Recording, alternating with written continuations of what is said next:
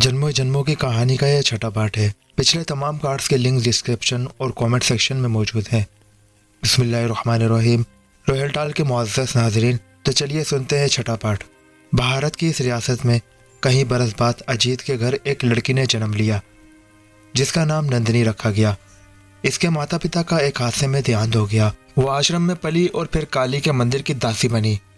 पूजा और तपस्या से इसे मालूम हो गया कि ये इसका 7वां जन्म है और महाराज केशोरी लाल काली के पुराने मंदिर में तहखाने में ताबूत में बंद है और ज्यादा शक्ति के साथ इसके मुकाबले पर आएगा। वो मंदिर से निकलकर इस जंगल में आ बसी। इसने आकाश के बारे में जानने के लिए जाप किया तो ऐसे मालूम हुआ कि आकाश इस जन्म में मुसलमान है। केशोरी लाल की इस जन्म में दूसरी सबसे बड़ी गलती अपने ताबूत में अंगूठी और लाकेट रखना था, जो चोरी होकर नवीद के पास किसी न किसी तरह पहुंच गए। वो बिजारियों से जान बचाकर भागते हुए इंडिया के सरहदी इलाके में दाखिल हो गया और मंदिर की सुरंग में जा गिरा, जहां से नंदिनी इसे निकाल लाई। जन्म जन्म की कहानी सुनते सुबह हो चुकी थी। नवीद उठकर बैठ गया। तुम्हारी जन्मों की कहानी बहुत दिलचस्प थी। वक्त गुजरने का एहसास ही नहीं हुआ। सबसे हैरत अंगेज बात तुम्हारी आंखों में नजर आने वाले वो किरदार थे। मुझे ऐसा लग रहा था कि जैसे मैं सिनेमा स्क्रीन पर कोई दिलचस्प फिल्म देख रहा हूँ। नवीद इसकी तरफ देखते हुए बोला, यह कोई मनगढ़ंत बेसरुपा कहानी नहीं, तुम्हारी और मेरी जन्म जन्म की कहानी है। हमारे 7वें और आखिरी जन्म में हमारे प्यार का दुश्मन केशोरी लाल भी मौजूद है। इस कहानी का सबसे बड़ा सबूत तुम्हारी उंगली में मौजूद अंगूठी और गले का लॉकेट है। खतरे के वक्त नगीने का रंग गहरा सुर्ख हो जाएगा, परंतु जब तक ये दोनों चीजें तुम्हारे पास है, केशोरी लाल तुम्हें कोई जानी नुकसान नहीं पहुंचा सकता और ना ही जबरदस्ती इन्हें कोई तुमसे छीन सकता है। मेरी बात हमेशा याद रखना, इसे कभी भी अपनी जात से जुदा मत करना। पिछले जन्म में भी केशोरी लाल ने धोखे से ये दोनों चीजें तुमसे हथिया ली थी। इस बार होशियार रहना। नंदिनी ने इसने तंबिया करते हुए कहा, देखो नंदिनी, यह सच है कि तुम बहुत खूबसूरत हो और यह भी सच है कि मैं तुम्हें पसंद करने लगा हूँ और वादा करता हूँ कि केशोरी लाल के खिलाफ तुम्हारा साथ दूंगा। मगर मेरी एक बात गौर से सुन लो। अल्हम्दुलिल्लाह मैं मुसलमान हूँ। हम मुसलमान इन जन्मों पर यकीन नहीं रखते। हमारा पुख्ता अकीदा है कि इंसान मरने के बाद सिर्फ एक बार बरोज़े क़यामत जिंदा किया जाएगा और वह ज़िंदगी हमेशा के लिए होगी। जिसके अमाल साले होंगे, जिसके अमाल अच्छे होंगे और इसने मखलूक खुदा को कोई तकलीफ नहीं पहुँचाई होगी, वो जन्नत में जाएगा और बुरे अमाल वाले दोज़ख में जाएंगे। नवीद बोलता चला गया और वो हैरत से सुनने लगी। क्या सच है और क्या झूठ, इसका फैसला आने वाले समय पर छोड़ दो। इस वक्त तो बाहर चलो, खाने के लिए कुछ शिकार करें, नंदिनी बोली और एक तरफ रखे तीर और कमान उठा लिए। वो झोपड़ी से बाहर निकले।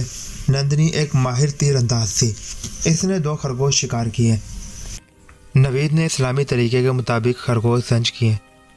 नंदिनी ने छोटी छोटी लकड़ियां जमा करके आग जलाई और कुछ देर बाद वो आग पर भुने खरगोश का गोश्त खा रहे थे। यह नवीद के लिए एक दिलचस्प तजुर्बा था। तुम्हें इस जंगल में जानवरों से डर नहीं लगता?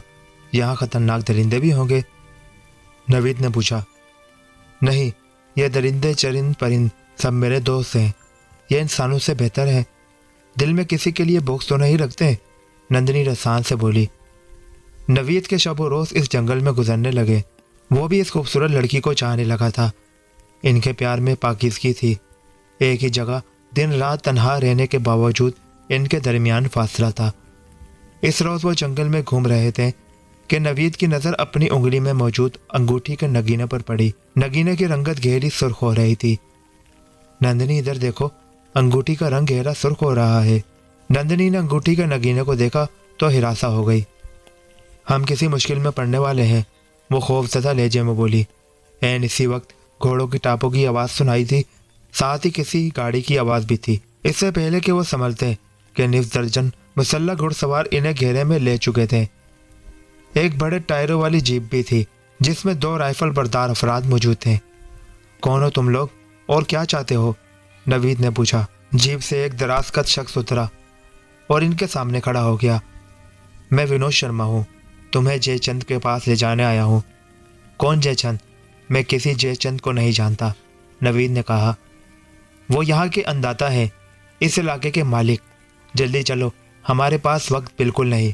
वहाँ तुम्हारा बेचैनी से इंतजार हो रहा है, विनोद शर्मा ने मानी खेज लहजे में कहा और इन्हें असले की जद पर जीप पर सवार करवा लिया गया। जीप और घोड़ों पर मुश्तमिल काफिला एक शानदार किस्म की हवेली के सामने रुका।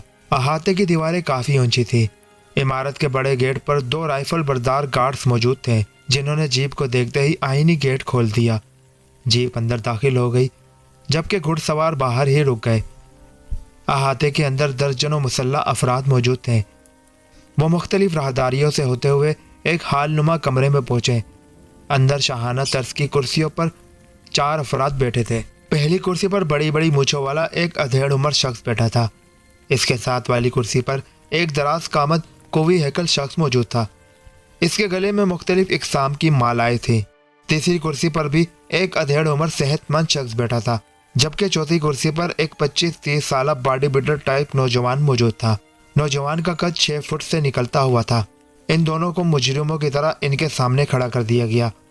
दियो हैकल पुजारी इन्हें देखकर मुस्कुराया। नंदिनी, मैंने कहा था ना कि मैं हर जन्म में तुमसे पहले मौजूद रहूंगा। ये तुम्हारा 7वां जन्म है। अब तुम्हारी जन्म जन्म की कहानी का अंत होने वाला है। यह कहते हुए इसने नवीद की तरफ अपनी सुर्ख आंखों से देखा। इस जन्म में तुम मुसल्ले हो। काली के मंदिर से चोरी होने वाला लॉकेट और अंगूठी तुम्हारे पास है। इन्हें मेरे हवाले कर दो। नहीं नवीद, ऐसी गलती कभी मत करना। इन दोनों चीजों के असल मालिक तुम ही हो। जब तक ये तुम्हारे पास है, केशोरी लाल तुम्हारा कुछ नहीं बिगाड़ सकता और ना ही ये तुमसे छीन सकता है। और केशोरी लाल, तुम इस जन्म में अपने मकरवा अज़ाइम में कामयाब नहीं हो सकोगे। नंदिनी केशोरी लाल की तरफ देखते हुए गज़बनाक अंदाज में बोली, नारी, तू बड़ी मस्त चीज है। महाराज ने केशोरी लाल की तरफ देखते हुए मानी खैर लहजे में कहा, तो ठीक है, इस साल के मेले में ये लड़की तुम्हारी होगी। शाहाना तर्ज की कुर्सी पर बैठे हुए अधेड़ उम्र शख्स ने कहा, नहीं जयचंद, यह अफरादी लड़की है। अब इसके जन्म जन्म के खेल का अंत करना है। हम आने वाली अमावस की रात इसे देवी माँ के कदमों में बलि पर चढ़ाएंगे। इसे फिलहाल इस हवेली में कैद कर लो और इस मुसल्ले को भी किसी कोने खुदरे में डाल दो। 1-2 दिन में इसका फैसला करते हैं, केशोरी लाल ने कहा। विनोद शर्मा ने नवीद को बाजू से पकड़ा और हालनुमा कमरे से बाहर ले गया। इसे एक जीप में सवार कराया गया। 3 राइफल बरदार भी जीप में बैठ गए। तकरीबन निफ्स घंटे बाद जीप के सफ़र का इख्तिताम एक इमारत के सामने हुआ। गेट पर 2 राइफल बरदार अफराद मौजूद थे, जिन्होंने विनोद शर्मा को देखते ही गेट खोल दिया और असले की जद पर लिए इमारत के अंदर दाखिल हो गए। अंदर भी 3 राइफल बरदार अफराद मौजूद थे। नवीद को एक कमरे में धकेल कर दरवाज़ा मुकफ़िल कर दिया गया। कमरे में किसी किस्म का साजो सामान मौजूद ना था। कमरे की छत से लटकती जंजीर से एक शख्स उल्टा लटका हुआ था। इसके बेहसो साख थरका जिस्म से अंदाज़ा हो रहा था या तो वो मर चुका है या बेहोश है। इसके जख्मी चेहरे पर जगह जगह लहू जमा हुआ था। नवीद एक तरफ होकर फर्श पर बैठ गया। कुछ देर बाद किसी के कराहने की आवाज़ सुनाई थी। इसने सर उठाकर देखा। यह छत से उल्टा लटका शख्स था जो जख्मी वजूद के साथ करा रहा था। नवीद उठा और कोशिश करके इसे खोल दिया और एहतियात से एक तरफ लटाया। वो शख्स कुछ देर बाद उठा और दीवार से टेक लगाकर बैठ गया। तुम्हारा शुक्रिया नौजवान, मैं गुज़िश्ता 6 घंटों से छत से उल्टा लटका हुआ था। तुमने आकर मुझे इस अजाब से निजात दिलाई। नौजवान बिलाशुबा मजबूत आसाब का मालिक था। जख्मी होने के बावजूद 6 घंटे लटका रहा, फिर भी इत्मीनान से बातचीत कर रहा था। तुम इस इलाके के तो दिखाई नहीं देते, कहाँ से आए हो? वो नवीद का जायजा लेते हुए बोला। तुम ठीक समझे, मेरा नाम नवीद है और मेरा ताल्लुक पाकिस्तान से है, नवीद ने कहा और अपनी रोदात इसे सुना डाली। वो हैरत और दिलचस्पी से इसकी कहानी सुनने लगा। तुम्हारी कहानी तो दिलसम हो शरबा की कहानी की तरह है, पर अब तुम बहुत गलत जगह फंसे हो। यह उत्तर प्रदेश का एक दूर दराज का इलाका है। इस इलाके का अंदाजा जयचंद है, जो जालिम और अयाश शख्स है।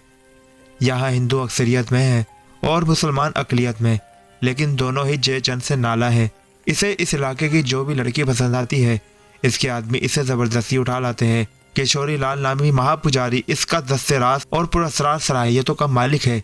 इसके मुतालिक कहा जाता है कि इसकी लाश काली के मंदिर के तहखाने में ताबूत के अंदर पड़ी है। फिर वो एक अमावस की रात जिंदा हो गया। अंदर जीत जयचंद का बेटा इसी की तरह जालिम और सफाक है। इसने अपने इलाके की कई लड़कियों की इज्जत पामाल की। इसे मार्शल आर्ट में खसूसी महारत हासिल है।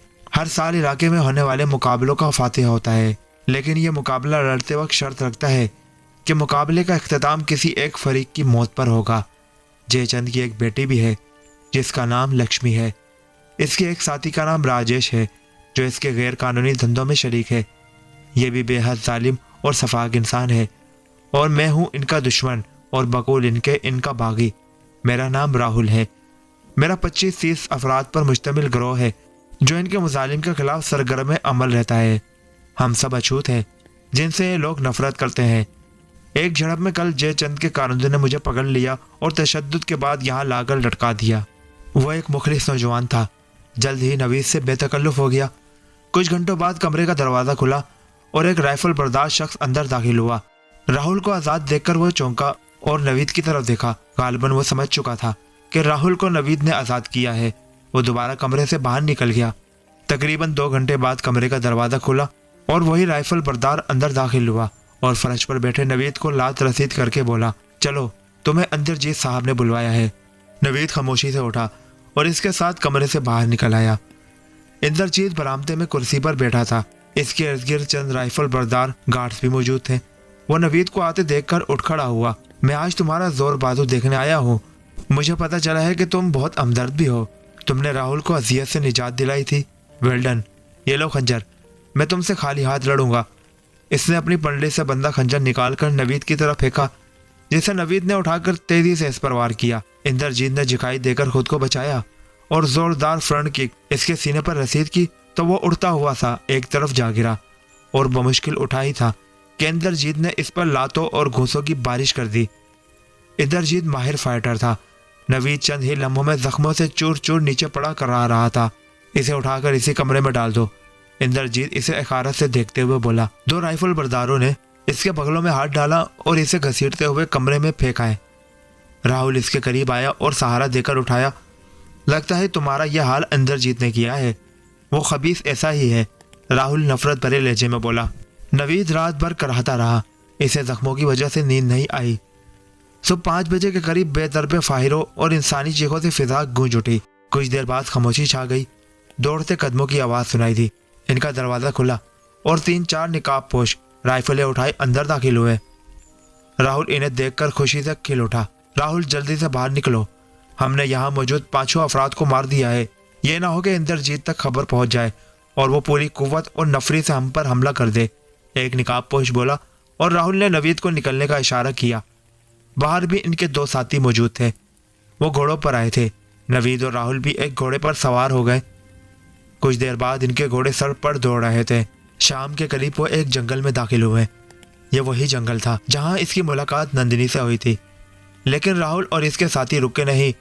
कई घंटों बाद वो जंगल पार करके एक पहाड़ी इलाके में दाखिल हो गए। पहाड़ के ऊपर काफी बुलंदी पर एक कुशादा गार था। यह सुरंग की तरह काफी तवील था। यह गार ही इनका ठिकाना था।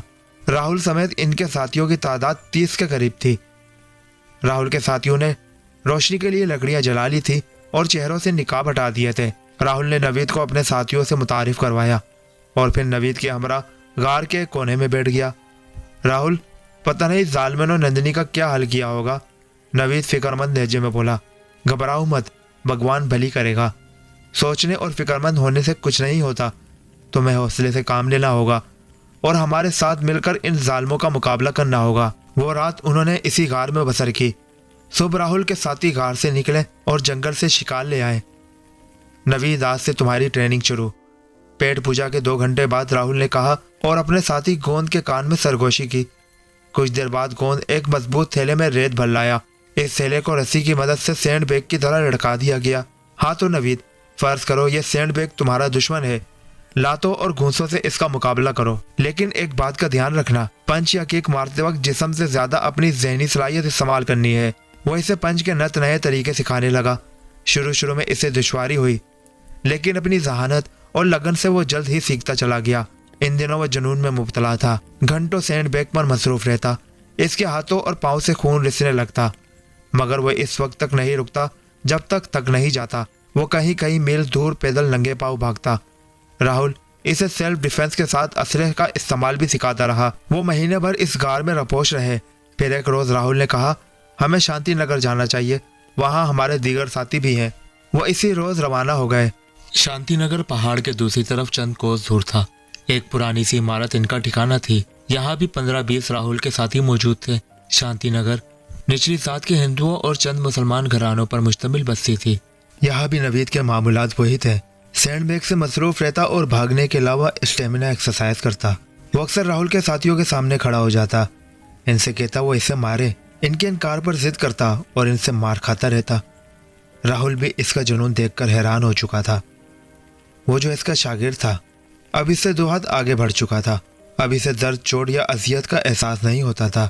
हाथ और पाँव की जिल्द बदनुमा और भद्दी हो चुकी थी। राहुल इसे मजाक से आयरन मैन कहने लगा था।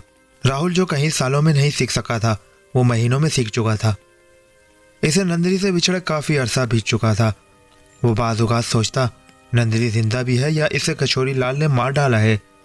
फिर इसे याद आया किशोरी लाल ने कहा था कि इसे अमावस की रात बलि चढ़ाएगा। इसने अमावस की रात के बारे में राहुल से इस्तफसार किया, जिसने इसे बताया अमावस की रात में तकरीबन 15 दिन रहते हैं। वो मुस्तरिब हो गया, गोया 15 दिन बाद नंदिनी अपनी जिंदगी से महरूम हो जाएगी। इस रोज राहुल अपने साथियों के साथ शांतिनगर से गया हुआ था। इमारत में राहुल के 8-9 साथी और नवीद मौजूद थे। नवीद मामूल के मुताबिक अली सुबह इमारत से बाहर निकला और नंगे पांव पथरीली जमीन पर भागता रहा। घंटे बाद वो वापस इमारत में लौटा। वहां सकूत छाया हुआ था। शायद राहुल के साथी अब तक सोए हुए थे। नवीद का कमरा सबसे अलग थलग था। वो जैसे ही कमरे में दाखिल हुआ तो हैरान रह गया। बेड पर महाराज किशोरी लाल आलती पालती मारे बैठे थे और बेड के करीब रखी कुर्सी पर विनोद शर्मा टांग पर टांग रख के बैठा था। क्या हुआ बालिक, हमें देखकर परेशान क्यों हो गए? किशोरी लाल ने इसे सुर्ख आंखों से देखा। तुम दोनों यहाँ कैसे पहुंचे? नवीद ने पूछा। मेरा नाम किशोरी लाल है। मेरे लिए फासले, दीवारें और मकफल दरवाजे कोई हैसियत नहीं रखते। मैं महान हूँ। दुनिया की जिस कोने में चाहूँ मिनटों में पहुंच जाता हूँ और जिसे चाहूँ मिनटों में हजारों मील दूर ले जा सकता हूँ। अमावस की रात करीब है। मैंने सोचा तुम्हें भी काली के कदीम मंदिर में ले चलूं ताकि तुम अपनी आंखों से अपनी प्रेमिका नंदिनी का अंत देख सको। किशोरी लाल सरसराते हुए लहजे में बोला, मैं पहले वाला नवीद नहीं। अब मुझे अपनी मर्जी के खिलाफ ले जाना तुम्हारे बस की बात नहीं। बाकी रहा नंदिनी की जिंदगी का सवाल, तो जिंदगी और मौत अल्लाह के इख्तियार में है। मैं इसे अमावस की रात से पहले तुम्हारी कैद से आज़ाद करवा के अपने मुल्क ले जाऊंगा। नवीद ने मजबूत लहजे में कहा। सोच लो बालिक, ये तुम्हारी भूल है। तुम हमारी शक्ति के बारे में जानते नहीं। किशोरी लाल हंसा। नहीं महाराज, इस जैसे मामूली इंसान के लिए आप जैसी महान हस्ती को कष्ट उठाने की जरूरत नहीं। इसके लिए मैं ही काफी हूँ, विनोद शर्मा ने कहा और बरकी सरहद से उठकर इसके चेहरे पर घुसा मारा। नवीद ने दाहिनी कलाई से ब्लॉक किया और जोरदार फ्रंट किक इसके सीने पर रसीद की। विनोद शर्मा पीछे की तरफ लड़खड़ाया। अभी वो संभला भी ना था कि नवीद ने उछलकर जंप साइड किक मारी। विनोद शर्मा पुश पर मौजूद दीवार से टकराया और इस तेजी से वापस पलटा जैसे इसके जिस्म में स्प्रिंग फिट हो। इसने पलटते ही कहीं घुसे और लाते नवीद के जिस्म पर बरसाए। ये आहीनी जरबात थी जो नवीद ने अपने जिस्म पर सही। इसके जबड़े से खून रसने लगा, लेकिन इस पर इन जरबात का कोई असर ना हुआ। वो दहाड़ता हुआ विनोद शर्मा पर पिल पड़ा। इसके जोड़न जो के पंच से विनोद शर्मा के नाक की हड्डी टूट चुकी थी। विनोद शर्मा ने जब देखा कि वो खाली हाथ नवीद को ज़ेर नहीं कर सकता तो इसने होल्स्टर से पिस्टल निकाल लिया। लेकिन इससे पहले कि वो गोली चलाता, नवीद के पाँव की अपर पाम इसके पिस्टल वाले हाथ से टकराई और पिस्टल इसके हाथ से निकल गया। इनकी धमा चौकड़ी से कमरे में रखी लकड़ी की कुर्सी समेत कई चीजें टूट चुकी थी। इनके लड़ाई झगड़े और शोरगुल से राहुल के साथी राइफलें लेकर कमरे में पहुंच चुके थे। नवीद ने चीखते चंगाड़ते हुए इन्हें मुदाखलत से रोका। विनोद शर्मा ने मार खाकर पीछे हटते हुए अपनी पंडली से बंदा खंजर निकाल लिया और नवीद पर बेदरपे कई वार किए। नवीद पीछे हटकर खुद को बचाता रहा और नीचे पड़ी टूटी हुई कुर्सी उठा ली। इसने विनोद शर्मा के कई वार टूटी हुई कुर्सी पर रोके और एक मौके पर विनोद शर्मा की टांगों के बीच फ्रंट किक मार दी। विनोद शर्मा रिको के बल झुका, खंजर हाथ से निकल गया जिसे नवीद ने उठा लिया और संभलकर आगे बढ़ते नवीद शर्मा की तरफ फेंका। खंजर इसके सीने में प्योस हो गया। वो चीखता हुआ गिरा और चंद लम्हे तड़पने के बाद साख्त हो गया। महाराज किशोरी लाल, ये तो गया काम से, अब तुम्हारा क्या होगा? नवीद ने इस सजाया अंदाज में कहा। मूर्ख, तुम नादान हो, किशोरी लाल की शक्ति को नहीं जानते। किशोरी लाल ने मानी खेज लहजे में कहा और कुछ पढ़कर एक तरफ फूंका। दूसरा लम्हा नाकाबिले यकीन था। दर्जनों की तादाद में छोटे कद की अजीबुल खलकत मखलूक से कमरा भर गया। यह मखलूक रीत से मुशाहिबत रखती थी। इनके हाथों और पैरों के नाखून लंबे और दांत होठों से बाहर थे। वो करिया अंदाज में चीखते हुए राहुल के साथियों पर पिल पड़े। उन्होंने फायरिंग की, लेकिन गोलियां इस खौफनाक मखलूक पर असर नहीं कर रही थी। कुछ नवीद की तरफ लपके, जो इस सूरत हाल से बौखला चुका था। इसने अपनी आंखों से अजीब मखलूक के हाथों राहुल के साथियों को लहू लहान होते देख लिया था। नवीद ने अपने दिफा के लिए बेख्तियार मुट्ठियां खोलकर हाथ चेहरे पर रखे, क्योंकि वो देख चुका था यह मखलूक राहुल के साथियों के चेहरे पर हमला अवर हुई थी। ऐसा करने से अंगूठी के नगीने का रुख इस मखलूक की तरफ हो गया। अंगूठी के नगीने से शुआ निकली और इस मखलूक के जिस्म पर पड़ने लगी। वो शुआ जिस मखलूक के जिस्म पर पड़ती, इसको आग लग जाती। इनकी चीखें बहुत ही खतरनाक थी। ये देखकर नवीद का हौसला बढ़ा। इसने इस अंगूठी का नगीने का रुख बच जाने वाली इस अजीब व गरीब मखलूक की तरफ किया। चंद ही लम्हों में इस तमाम करिया मखलूक का खात्मा हो चुका था। लेकिन इस मार्के में राहुल के 5 साथी जिंदगी से महरूम हो चुके थे। इनकी खोंचों का लाशें नीचे पड़ी हुई थी। किशोरी लाल के चेहरे पर हैरत के असरात थे। वो अपना वार नाकाम होते देखकर लम्हों में वहां से गायब हो गया। राहुल के जख्मी साथियों और नवीद ने कमरे से अपने साथियों की लाशें एक तरफ की। शाम के करीब राहुल अपने दीगर साथियों समेत पहुंच चुका था। इन्हें जहां किशोरी लाल के हाथों अपने साथियों की मौत का दुख था, वहीं इन्हें विनोद शर्मा की इबरतनाक शिकस्त और मौत की खुशी भी थी। किशोरी लाल भी नवीद पर काबू पाने में नाकाम रहा था। जैसे जैसे अमावस की रात करीब आती जा रही थी, नवीद के अस्तराब में इजाफा होता जा रहा था। नंदिनी नामी इस मासूम लड़की की जिंदगी खतरे में थी, जिसे नवीद सच्चे दिल से चाहने लगा था। इसे राहुल और इसके साथियों से हरगिज यह उम्मीद ना थी कि वो नंदिनी की खातिर अपनी जिंदगी खतरे में डालते। जयचंद इलाके का ताकतवर तरीन हुक्मरान था। अफरादी कुव्वत के अलावा इसके पास असलहे की भी कमी ना थी।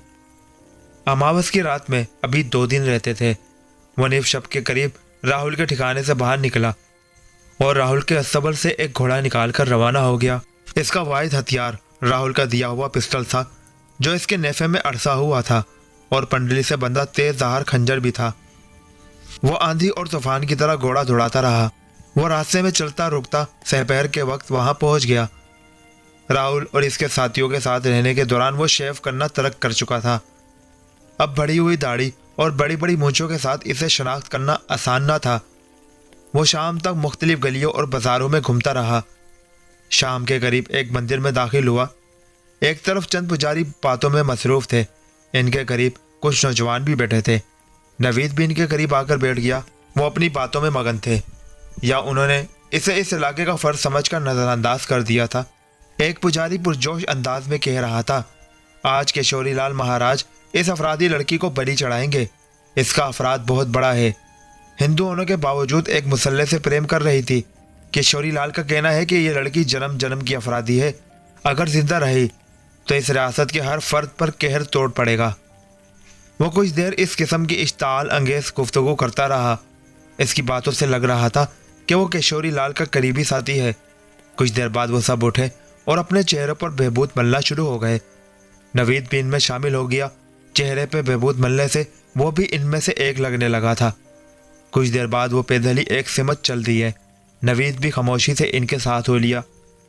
काली के कदीम मंदिर तक पहुंचते पहुंचते ये काफिला 30-40 अफराद तक पहुंच चुका था। इनमें कसीर तादाद पुजारियों की थी। ये काफ़ी बड़ा मंदिर था। मंदिर के हाल में भांत भांत के लोग मौजूद थे। नवीद एक कोने में खामोशी से खड़ा हो गया कि अचानक एक नौजवान तेज़ी से चलता हुआ इसके करीब आ गया। इसने मकामी तर्ज का लिबास पहन रखा था और चेहरे पर बबूत बन रखा था। क्यों परेशान खड़े हो? वो नवीद को गौर से देखते हुए भराई हुई आवाज़ में बोला। नहीं, मैं परेशान नहीं। नवीद घबरा गया।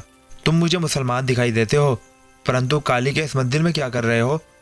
नौजवान के आहिस्तगी से कहे गए दूसरे जुमले पर वो हैरत से उछल पड़ा और सोचने लगा, क्या ये मुझे पहचान चुका है? अगर ये दुरुस्त था तो यह बड़ी खतरनाक बात थी। वो नंदिनी को बचाने आया था और खुद भी मारा जाता। क्या हुआ दोस्त, इतनी जल्दी भूल गए? इस बार वो अपनी असल आवाज़ में बोला और नवीद हैरान रह गया। यह आवाज़ 100% जाहिद अफरीदी की थी। नवीद ने इसे बगौर देखा। इसे इसमें जाहिद अफरीदी की मुशाहबत नजर आई। तुम जाहिद अफरीदी, तुम जिंदा हो? नवीद का जहन जल्जलों की जद में आ चुका था। वो अपनी आंखों से जाहिद अफरीदी पर गोलियों की बौछार होते देख चुका था। फिर इसकी नज़रों के सामने गाड़ी के पेट्रोल टैंक में आग लगी थी। यहाँ पे मैं अपने यूट्यूब के क़ारीन को बताता चलूँ, ये तमाम वाक़यात जो मैं बयान कर रहा हूँ ये आप पहली किस्त में देख सकते हैं। और गाड़ी शोलों की जद में आ चुकी थी। ये वक्त इन बातों का नहीं। मुख्तसर अल्फाज में बताओ तुम पर क्या गुजरी? कुछ मैं यहाँ के लोगों से भी जान चुका हूँ, ज़ाहिर अफरीदी बोला और नवीद ने इसी धीमी आवाज़ में अपनी कथा सुना डाली। वो हैरत और दिलचस्पी से सुनता रहा। सुनो, अभी बलि देने में काफ़ी वक्त है। मैं मालूमात हासिल कर चुका हूँ। बलि की रस्म निफ शब के करीब अदा की जाएगी। तुम यहीं ठहरो, मैं ज़रूरी काम से जा रहा हूँ। और हाँ, मेरे आने से पहले कोई उल्टी सीधी हरकत मत करना। यहाँ किशोरी लाल के अकीदतमंद दर्जनों की तादाद में है। इसके अलावा जयचंद के कारिंदे भी हैं। अगर इन्हें तुम्हारी भनक भी पड़ गई तो तुम्हारी तिक्का बोटी कर दी जाएगी। जाहिद अफरीदी ने इसे समझाया और वहाँ से खिसक गया। जैसे जैसे वक्त गुजरता जा रहा था, नवीद की तशवीश में इजाफा होता जा रहा था। रात 10 बजे के करीब पुजारियों का एक ग्रुप मंदिर में दाखिल हुआ। इनकी कलाइयों पर छोटी छोटी घंटियां बंधी हुई थी और वो रस करते हुए मंदिर में दाखिल हो रहे थे। जैसे जैसे वक्त गुजरता जा रहा था, इनके रस में तेजी आती जा रही थी। रात 11 बजे के करीब किशोरी लाल अंदर दाखिल हुआ। इंद्रजीत इसके साथ सीना ताने चल रहा था। इनके पीछे चंद राइफल बरदार थे जिन्होंने नंदिनी को घेरे में ले रखा था। इसे काली के कद आवर बुद्ध के करीब ले जाया गया। 2 पुजारियों ने इसे काली के चरणों में लटा दिया। एक ग्रांडील पुजारी तेजधार खंजर लेकर नंदिनी के करीब खड़ा हो गया। किशोरी लाल ने बुलंद आवाज से श्लोक पढ़ना शुरू कर दिया। रक्स करने वाले पुजारियों के रक्स में तेजी आ चुकी थी। नवीद का दिल तेजी से धड़कने लगा। किशोरी लाल जैसा इंतहा पसंद पुजारी नंदिनी की जान के दर पे था। वो सोचने लगा, इसकी नज़रों के सामने शेर साजिद और कशान ने इसके माँ बाप को कत्ल कर दिया था। इस मौके पर भी वो कुछ नहीं कर सका था। क्या आज भी नंदिनी को अपनी आंखों के सामने इन इंतहा पसंद हिंदुओं के हाथों कत्ल होते देखता रहेगा? शाहिद अफरीदी अब तक गायब था। मंदिर में किशोरी लाल, जयचंद और इसके दर्जनों कारिंदे मौजूद थे। वो कोई फिल्मी हीरो नहीं था कि अकेला ही तन्हे तनहा दर्जनों अफराद को मारकर नंदिनी को बचा लेता। निफ शफ के करीब किशोरी लाल ने आवाज बुलंद कहा, बलि की रस्म अदा की जाए। गरांडील पुजारी ने एक हाथ से नंदिनी के सर के बाल पकड़े और दूसरे हाथ से खंजर इसकी शहरक पर रख दिया। नवीद के सबर का पैमाना लफ्ज़ हो चुका था। इसके पिस्टल में चंद गोलियां थी। इसने सोचा, नंदिनी को बेबसी से मरते देखने से बेहतर है चंद अफराद को मारकर खुद भी इनके हाथों मारा जाए। इसने पिस्टल निकालने के लिए अपना हाथ नेफे में डाला ही था कि हाल में एक तेज आवाज गूंजी, किशोरी लाल और जयचंद, तुम्हारा खेल अब खत्म हो चुका है। अब मेरी बारी है, इस लड़की को छोड़ दो। जयचंद, इंद्रजीत, राजीत और किशोरी लाल समेत सब ने मुड़कर हाल के दरवाजे की तरफ देखा। वहां जाहिद अफरीदी मौजूद था। इसने एक लड़की को जकड़ रखा था। इसका एक हाथ लड़की की गर्दन पर था जबकि दूसरे हाथ में मौजूद पिस्टल की नाल लड़की की कनपटी से लगी हुई थी। लड़की के चेहरे पर सख्त खौफ व हरास था। यह लड़की जयचंद की बेटी लक्ष्मी थी। एक राइफल बरदार ने अपनी राइफल सीधी करनी चाहिए तो जाहिद अफरीदी ने बरकी सरहद से इसका निशाना लेकर ट्रिगर दबा दिया। गोली इसकी पेशानी में लगी और वो बिना कोई आवाज निकाले मुर्दा चुकपिली की तरह गिर गया। जाहिद अफरीदी के पिस्टल की नाल दोबारा इसकी कनपटी से आ लगी थी। तुम लोगों ने मेरा निशाना देख लिया है। अब किसी ने गलत हरकत की तो दूसरी गोली लक्ष्मी के सर में छेद कर देगी। सब अपने हथियार फेंक दो। जयचंद के इशारे पर इसके कारिंदों ने राइफलें फेंक दी। किशोरी लाल का चेहरा फिरते गम से तारीख हो चुका था। जाहिद अफरीदी बसात का रुख पलट चुका था। नवीद ने नीचे पड़ी एक राइफल उठाई, खंजर बरदार पुजारी को धकेल कर नंदिनी को संभाला और जाहिद अफरीदी के करीब आकर खड़ा हो गया। जयचंद और किशोरी लाल, कान खोलकर सुन लो, हम लक्ष्मी को बतौर जामिन साथ ले जा रहे हैं। कुछ दूर जाकर इसे छोड़ देंगे, लेकिन अगर हमारा पीछा किया गया या कोई शरारत हुई तो हम जान से तो जाएंगे, लेकिन लक्ष्मी भी नहीं बचेगी। लक्ष्मी को गन पॉइंट पर लिए हुए वो मंदिर से बाहर निकले। जाहिद अफरीदी ने बड़े टायरों वाली जीप मुंतखब की। वो पिछली निश पर लक्ष्मी और नंदिनी समेत बैठ गया जबकि ड्राइविंग सीट नवीद ने संभाल ली। इसी वक्त एक दराज का नौजवान हाथों में राइफल लिए आगे बढ़ा। शर्जील पिछली सीट पर बैठकर हमें कवर दो, जाहिद अफरीदी ने कहा और शर्जील नामी नौजवान जीप में सवार हो गया। कुछ देर बाद जीप तेज रफ्तारी से रियासत से बाहर जाने वाले रास्ते पर दौड़ने लगी। जयचंद की बेटी को तुमने कहाँ से घेरा? नवीद ने पूछा। यार सब्र करो, कोई मुनासिब जगह तो आने दो, सुकून से सब कुछ बता दूंगा, जाहिद अफरीदी ने कहा और पीछे मुड़कर देखने लगा। अब तक इसे अपने ताक़ुब में कोई भी नजर न आया। उन्होंने जंगल के करीब लक्ष्मी को जीप से उतारा और राहुल के ठिकाने पर पहुंच गए। नवीद ने जाहिद अफरीदी और नंदिनी का राहुल और इसके साथियों से तारुफ करवाया। वो जाहिद अफरीदी के कारनामे सुनकर इससे मुतासिर हुए, क्योंकि वो शेर की घुछाड़ में घुसकर नंदिनी को बचा लाया था। राहुल खुश होने के साथ साथ फिक्रमंद भी था। इसका कहना था कि लक्ष्मी को यरगमाल बनाने पर जयचंद और किशोरी लाल सख्त बिपरे होंगे, वो गुस्से में कुछ भी कर सकते हैं। उन्होंने शांति नगर की ये इमारत छोड़ दी और पहाड़ में मौजूद इस वसीअ और इस गार में पहुंच गए। यह वही गार था जहां राहुल और नवीद ने फरार होकर पनाह ली थी। दूसरे रोज इनके खदशात हकीकत का रूप धार गए। जयचंद के कारिंदों ने इनरजीत की सरबराही में शांति नगर पर हमला कर दिया था। वो कत्ले आम के बाद मुसलमानों और अछूतों के घरों से दर्जनों नौजवान लड़कियों को अगवा करके ले गए। इनमें राहुल की बहन भी थी। इंद्रजीत वहां से जाते जाते कह गया था कि मेले से पहले राहुल ने नंदिनी, नवीद और इसके साथियों को इनके हवाले नहीं किया तो वह सरेआम राधा की इज्जत को पामाल कर देगा। राहुल शांति नगर वालों से यह ऐलान सुनते ही सख्त परेशान हो गया था।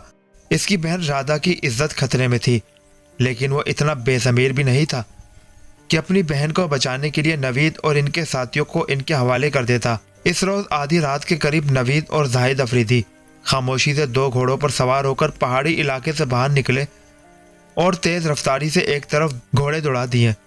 उन्होंने फैसला किया था कि खुद को इनरजीत के हवाले करके राधा की इज्जत और जिंदगी बचाएंगे। इनके इस इरादे के बारे में सिर्फ शर्जील और नंदिनी को खबर थी। उन्होंने जंगल में कुछ घंटों क़याम किया और फिर आगे बढ़ गए। वो अली सुबह काली के पुराने मंदिर के सामने पहुंच चुके थे। उन्होंने मंदिर से कुछ फासले पर घोड़े रोके और अंदर दाखिल हो गए। अंदर जाते ही इनका सामना एक मोटी तोंद वाले पुजारी से हुआ जो हैरत से इन्हें देख रहा था।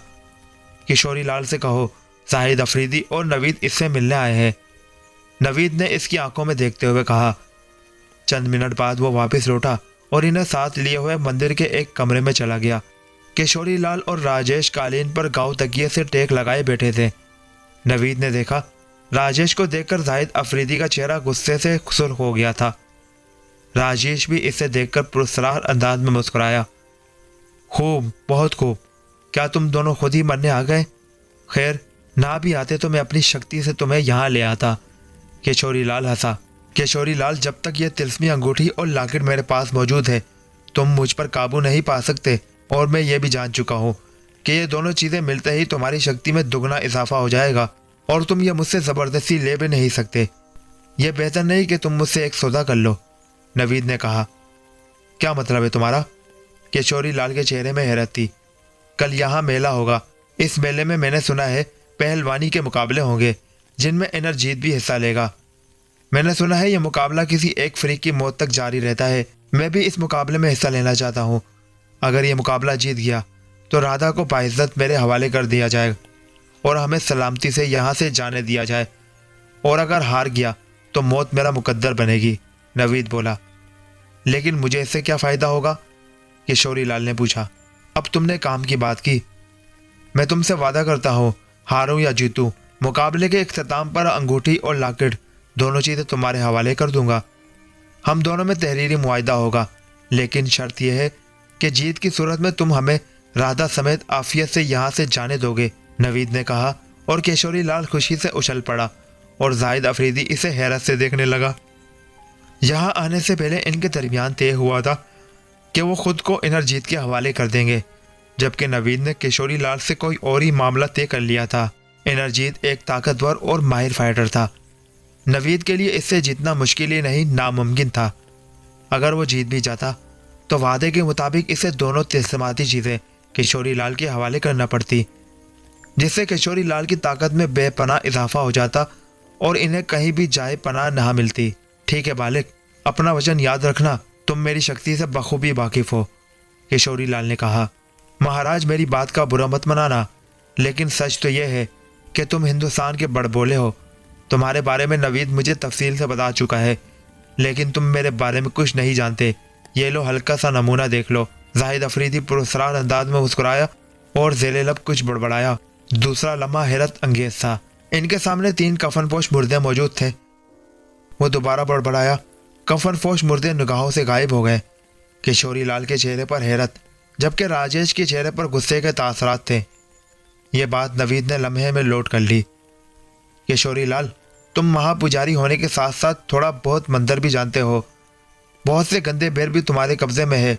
इतना तो तुम जान ही चुके होगे कि ये रूहें हैं जिन्हें तुम आत्मा कहते हो। ऐसी बहुत सी रूहें मेरी दोस्त हैं। इनकी शक्ति के बारे में भी तुम्हें इल्म होगा। और ये और बात है कि मैं अपने दोस्तों को तकलीफ देना पसंद नहीं करता। राजेश तो मेरे बारे में सब कुछ जानता है। इसका और मेरा परसों का साथ है। जाहिद अफरीदी ने मानी खेज लहजे में कहा, ठीक है, तुम दोनों मंदिर के एक कमरे में क़याम करो। किशोरी लाल ने कहा और इन्हें मंदिर के एक कमरे में ठहरा दिया गया। यार, तुम खुद को मेरा दोस्त कहते हो और आज तक अपनी माजी के बारे में बताया नहीं कि तुम कौन हो, क्या करते हो। खासकर रूहों वाला मामला तो बहुत ही पुरस्कार है। नवीद ने शिकवा करते हुए कहा, क्या करोगे मेरे बारे में जानकर? बस इतना याद रखो कि तुम मेरे दोस्त हो। जाहिद अफरीदी ने इसे टालने की कोशिश की। नहीं, तुम्हें बताना पड़ेगा कि तुम्हारा माजी क्या है और तुम्हें कैसे पता चला कि मैं पाकिस्तान से दूर उत्तर प्रदेश की इस रियासत में आ फंसा हूँ। वैसे भी कल मेरा इनरजीत से खूनी मुकाबला है। हो सकता है मैं इससे हार जाऊँ और इस मुकाबले में हार का मतलब मौत है। इसे मेरी आखिरी ख्वाहिश समझो, नवीद ने कहा। दोस्त, मैंने आज तक अपनी कहानी किसी को नहीं सुनाई और मैं इसे दोहराना भी नहीं चाहता। इसे दोहराने से मेरे दिल के जख्म हरे हो जाते हैं, लेकिन मैं तुम्हारी ख्वाहिश नहीं टाल सकता। जाहिद अफरीदी अपनी कहानी सुनाने लगा और नवीद हमतन गोश होकर सुनने लगा। जन्मों जन्मों की इस कहानी के 6वें पार्ट का यहाँ एक अख्ताम होता है। 7वें पार्ट में हम जाहिद अफरीदी की कहानी सुनेंगे और ये जानेंगे कि नंदिनी और नवीद एक हुए या नहीं। जिंदा आत्मा के 7वें पार्ट के साथ मुलाकात होगी। अल्लाह हाफिज। पाकिस्तान जिंदाबाद।